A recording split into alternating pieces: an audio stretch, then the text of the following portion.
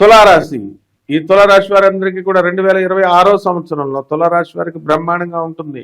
మీరంతా కూడా ఆరోగ్యం మీద శ్రద్ధ చూపిస్తారు. భోజనాలు చేస్తుంటే కార్బోహైడ్రేట్స్ ఎక్కువ వెళ్ళిపోయి లావ్ అయిపోతున్నాం, మాకు పెళ్లి కుదరాలని చెప్పేసి మీరు డైటింగ్లు చేసుకోవడం ఇలా చేస్తూ ఉంటారు. లాంగిటివిటీ ఆఫ్ లైఫ్, ఆరోగ్యం అలవాట్లు మంచిగా ఉండడం వల్ల లాంగిటివిటీ ఆఫ్ లైఫ్ పెరుగుతుంది. పంచమంలో ఉన్నటువంటి రాహుగ్రహం వల్ల మీకు అందరూ కూడా సంతానం నుంచి మీకు సమస్యలు అనేటటువంటివి వస్తాయి.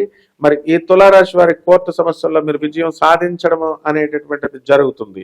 అదే విధంగా ఈ తులారాశి వారికి అందరికీ కూడా కేంద్రంలో ఉన్నటువంటి గురుగ్రహ ప్రభావం వలన డిసెంబర్ 5 నుంచి మనకి ఎక్కడి వరకు అండి, మే 14 వరకు మరి భాగ్యంలో ఉన్నాడు.